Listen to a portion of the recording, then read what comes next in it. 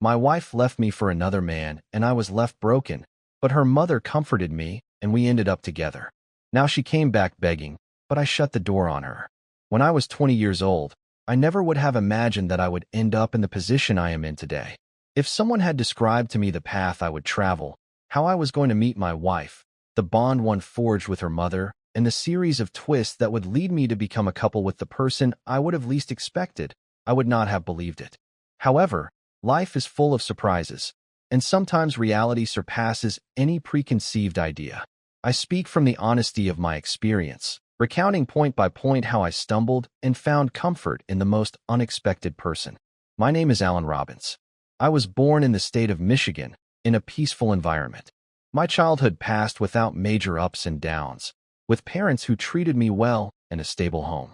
I grew up feeling that the world was a predictable place, where one would meet their partner, get married, have children, and grow old peacefully. At 25 years old, I met the one who would become my wife, Rachel. She came from a different family than mine. Her father had passed away in an accident when she was a child, and she was raised under the care of her mother, Priscilla, a woman who worked hard to raise her. From that family, I remember the immediate warmth with which they received me when I started dating Rachel. Although Priscilla was going through the grief of having lost her husband years ago, she showed no bitterness. On the contrary, she radiated an inner strength and a practical sense of life. Rachel was vibrant and spontaneous. When I met her, I was captivated by her contagious laugh and her willingness to try unconventional activities. We ran into each other at an art exhibition, where she was helping with the organization and I had attended out of curiosity. We started a conversation about the painting in front of us, a modern work full of chaotic brushstrokes. Without planning to, we stayed talking until the place closed. That initial spark led to multiple more or less informal dates, where I confirmed her enthusiasm for music, short trips, and gastronomy. It did not take us long to become a couple, and my family welcomed her with sincere affection. The same happened with her mother, Priscilla, who felt joy seeing her daughter find a responsible man. At that time, my relationship with Priscilla was forged in a very friendly manner. She affectionately called me the perfect son-in-law and made me feel that, after her husband's death, she had once again felt the warmth of family by having me close. Although Rachel and I were not yet married, Priscilla would invite us to her house on weekends. She would cook us typical dishes from her family tradition, and she often gave us advice on life as a couple. She said that one had to learn to cultivate patience and communication to avoid suffering in the future. I listened to her with respect, admiring her practical wisdom. A year and a half passed, and I decided to propose to Rachel. It was a simple event. I invited her to an intimate dinner at a restaurant she loved. I gave her a modest ring, and I knelt to ask the question. She shouted an effusive yes, hugging me with tears in her eyes. We shared it with our families and friends, and the next step was to organize a small wedding, without luxuries, but full of affection. On the day of the ceremony, Priscilla gave us a moving speech. She spoke of the importance of family, the value of honoring the memory of those who are no longer with us, and of never taking for granted the love one has. That night was etched in my memory as a moment of pure happiness. We began our married life with the illusion of those who believe they have found their forever partner. We rented an apartment in a quiet neighborhood. Rachel was dedicated to interior space decoration, while I worked in a medical supply business as an accountant. Everything was going smoothly. We were a team economically and emotionally. Sometimes we argued about domestic matters or future plans.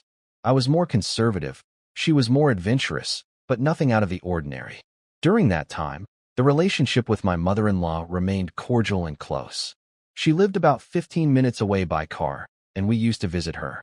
Priscilla became our accomplice when we needed home advice or extra support. She ate with us, came to watch football if I invited her, and we chatted about anecdotes that I did not always share with Rachel. For her part, Rachel got along wonderfully with my mother, so everything seemed like a perfect picture of harmony. But happiness sometimes mixes with hidden facets. When one feels that everything is secure, temptations or concerns arise. I began to notice that Rachel showed discontent with certain dynamics of our life. We had been married for almost 4 years when I observed her tired gaze. She told me she wanted to travel more, that she felt the day-to-day was very routine.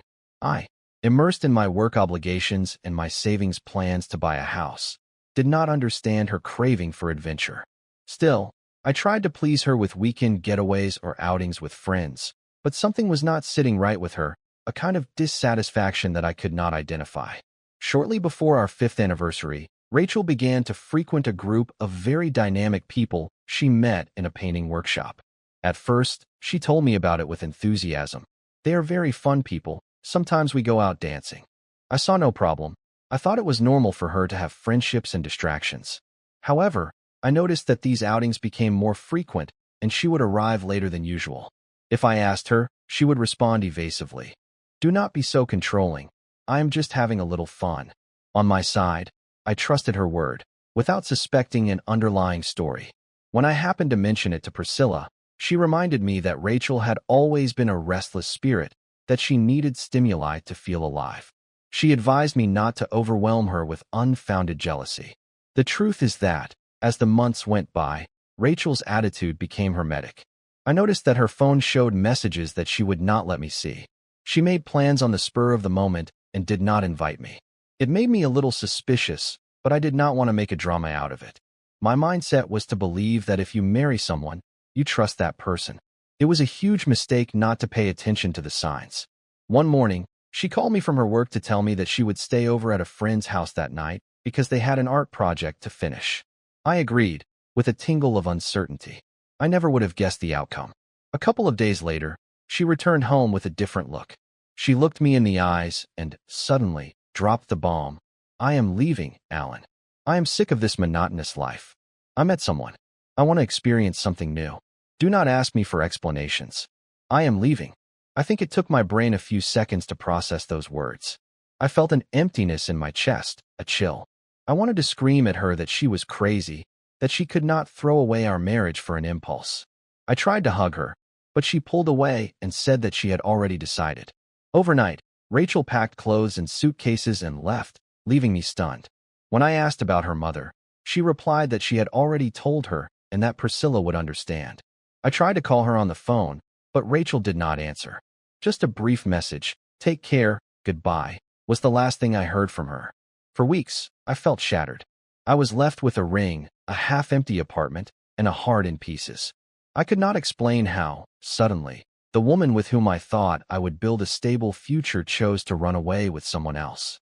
I spent days in the apartment, barely eating. My work was affected, but fortunately, my bosses showed empathy and gave me a few days off. The first person who came to my moral rescue was Priscilla, my mother-in-law. One day, while I was in the living room, shrouded in gloom, she knocked on the door and came in with a container of food she had prepared. She found me crying, devastated, with no strength to pretend to be strong. She sat next to me on the sofa and let me unload my pain. I told her what Rachel had said and how she disappeared with that man whom she did not even know well. Priscilla listened with moist eyes. I tried to ask her if Rachel had given her more details. Her response was that, indeed, her daughter had left with an individual she met in the art scene, with plans to move to another city, and that she did not want to worry about anything else. Priscilla confessed that she felt as bewildered as I did, and that she was trying to contact her daughter to make her reconsider. What surprised me most about that night of comfort was the tenderness with which Priscilla hugged me. I had never experienced such maternal affection from her. She held my head against her chest and told me she was sorry, that I did not deserve such treatment, that while she loved her daughter, she did not justify her running away. I could not express exactly the mix of emotions I felt, a relief at being understood and a shiver at discovering a closeness greater than usual. Her perfume was pleasant. Her hug comforted me. It was the first time I thought of Priscilla as something more than Rachel's mother, although I did not know how to interpret it at first. I told myself that it was simply a moment of vulnerability and sincere tenderness. Priscilla began to visit me frequently in the following weeks. She noticed that I was struggling to stay afloat emotionally. She would bring me food or sometimes help me clean up the mess my wife had left when she packed in a hurry. She tried to encourage me to go out, to walk, to clear my mind. Not with the intention of us becoming a couple, apparently, but with the genuine intention of supporting me. For me, she became an unexpected pillar, as my own family lived far away and my parents were already too old to travel. At the office, my colleagues encouraged me, but it was not the same. Priscilla knew me in depth. She knew what dishes I liked, what kind of movies entertained me. Sometimes, after my workdays, I would come back and find her car outside. I would go up, we would prepare some dinner, and we would chat about any topic that would distract me. It was comforting, yes, but also strange, because she was my mother-in-law and I did not know if it was right for us to be so close. The day I realized that something more was flowing between us was a Saturday afternoon. Priscilla and I had been talking for hours in the living room. The topic of Rachel came up again and again, and I tried to delve into the reason for her decision to leave. Priscilla told me that her daughter had always been unpredictable, that perhaps she was suffocating in a life she considered gray. While we were talking, she placed her hand on mine in a way that gave me a different kind of tingle than usual. I felt a slight warmth in my cheeks and looked away, somewhat uncomfortable. She also seemed tense, but she did not remove her hand. We remained like that, in a strange silence. Suddenly, her voice broke. "Forgive me. I do not want you to misunderstand. I am just trying to give you my support." I replied that there was no problem, but something had already moved in me. Remember, for more stories like this, subscribe, give it a like, and activate the bell. Let us continue. I held her touch, and we melted into a longer than normal hug. I could perceive her breathing becoming agitated. I felt, at the same time, guilt and a comforting warmth. What was I doing feeling this connection with the mother of my wife who had abandoned me? That night, I said goodbye to her at the door, unable to say anything about my mixed feelings. She got into her car and left with a confused look. I stayed in the living room, contemplating Rachel's absence and the increasingly noticeable presence of Priscilla in my life. The visits continued, and an atmosphere of complicity began to envelop us. Sometimes, we would find ourselves sitting on the sofa, our hands brushing, or she would offer to massage my shoulders when I complained of muscle tension. The line blurred completely the night when, crying, I told her that I felt an emptiness in my soul and that her company was the only thing that made me feel less alone. She hugged me, and, without planning it, our mouths found each other. It was a kiss full of trembling, cut short by the shock of what it meant. We pulled apart, stunned, in silence, not daring to look at each other much. A couple of seconds later, she murmured, "We should not. Something is not right." But she did not get up to leave, and I did not kick her out either. We stayed there, acknowledging with our gazes that a different bond was blooming. From then on, a secret romance was forged between Priscilla and me. It was not just a passionate release, but the emergence of genuine feelings. We were connected by the pain that Rachel had caused. Priscilla also felt betrayed as a mother. Her daughter had left without a second thought, and I had been left shattered. Between that closeness of two wounded hearts, tenderness was born. We began to speak to each other with an increasingly evident affection, and, yes, we had moments of cautious intimacy. We used euphemisms to not attract the attention of the neighbors, and we were extremely careful with our surroundings. We were terrified to think how the world would judge our bond, the mother of my wife and I, an abandoned man. No one would see it in a good light. The months passed, and the relationship solidified. Priscilla would stay at my apartment on Saturday nights, or sometimes she would invite me to her house. There were pictures of Rachel on the wall there, which produced a mixture of guilt and rage in us. We tried not to look at them. I learned to admire Priscilla in a different way, her energy, her ability to reinvent herself, her empathy with my suffering. She was not a woman much older than me. She was about 20 years older, but she looked young, with a vitality that surprised me. I realized that the time I spent with her made me forget the disappointment Rachel had caused me. There was complicity and respect between us. One day, while we were cooking in my kitchen, Priscilla received a call from her daughter, after months without contact. I could hear part of the conversation. Rachel was saying that things with the guy she had run away with were not going well, that he was unstable, with no intentions of formalizing, and that she was in a crisis. Priscilla, in an icy tone, replied that she could not solve her messes, that she should deal with them herself. She hung up abruptly. She looked at me with her eyes full of tears and confessed that she did not know how to deal with the resentment she had for her own daughter. I tried to calm her with a hug. However, the idea of Rachel showing up again unsettled me. And, indeed, shortly after, Rachel returned to the city. The news of her return reached me one afternoon when I was at my job. I received a message from a friend who saw her hanging around the neighborhood. I did not know what I felt, whether it was fear of confronting her or contained fury. When I got home, I found her waiting for me at the entrance with a small suitcase. Her face looked exhausted, as if she had aged suddenly. I wanted to demand explanations, but she looked at me with tears. She said that she had made a mistake, that the other man turned out to be a fraud, that she missed me. She begged me to forgive her and for us to get back together. I was speechless. My heart had already turned to Priscilla, and rage flooded me as I remembered the way Rachel had left me. Her words of regret sounded late to me. I asked her to leave, that I no longer wanted her in my apartment. She started to cry, begging for us to talk. Refusing, I told her to find a place, a hotel, wherever. I closed the door. Minutes later, I heard her car start. I thought that would be the end of her attempt to return, but I was mistaken. Rachel, stubborn, tried to contact me several more times. I ignored her. I even found out that she spoke with my family to get mediation, but my parents did not receive her. It was then that she decided to go to her mother. That reunion of mother and daughter happened at Priscilla's house. Rachel's supposed intention was to reconcile with her mother and ask for shelter. Priscilla told me that Rachel was crying and lamenting her mistake, that she needed a place to stay. Priscilla, with a hardened heart, was reluctant to take her in just like that. Still, she let her stay for a few days. What Rachel did not know was that Priscilla and I were in a relationship. Without foreseeing the consequences, one night when Rachel was not home, I went to see Priscilla. The next day, Rachel returned earlier than expected and found us in an undeniable situation. It was a chilling moment. Rachel entered the living room and saw us, me and her mother, holding hands, with gestures that left no room for doubt. She screamed in horror, asking what was happening, calling us sick and accusing us of an aberrant relationship. Priscilla responded firmly that if anyone had betrayed the family, it was Rachel, that she had left with another man and that in her absence, she could not blame us for finding mutual comfort. Rachel flew into a rage. She insulted us, shouted that we were a pair of unhinged people. I, suffocated, reminded her that she broke our marriage first, that she left me adrift. The situation exploded into a raw argument that ended with Rachel taking her suitcase and leaving the house.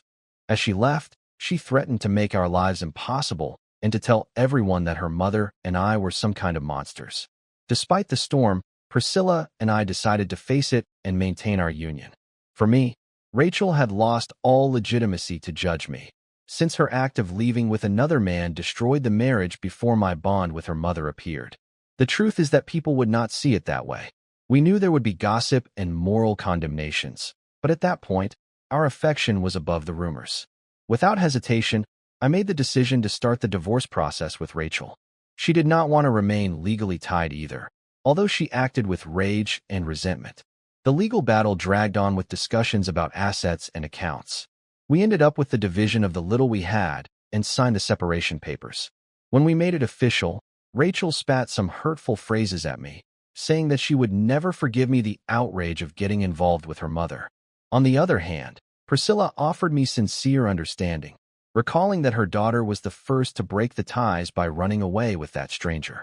She kept repeating that it was not our fault we had fallen in love afterwards, and, although at times I felt guilty, I could not suppress the love that had grown between us. Yes, it was unusual, the mother of my ex-wife and me, but in the end, life does not conform to preconceived schemes. While the divorce was in progress, Rachel left again. She temporarily stayed with friends and followed an uncertain path. I found out through comments that she was not doing well emotionally, that she was moving from place to place and not settling in any formal job. The last time I saw her, she gave me a look of hatred and mockery, claiming that my relationship with Priscilla would not last. I let her speak without replying. Priscilla and I did not need her validation. With the divorce finalized, I was able to rebuild my life without the weight of the failed marriage. I moved into Priscilla's house, which had space for both of us. We faced the comments of friends and neighbors. Some were scandalized, others gave us the benefit of the doubt, and the majority, to be honest, limited themselves to commenting in a low voice. But in the end, that was our decision. Priscilla and I found a peace that we did not expect.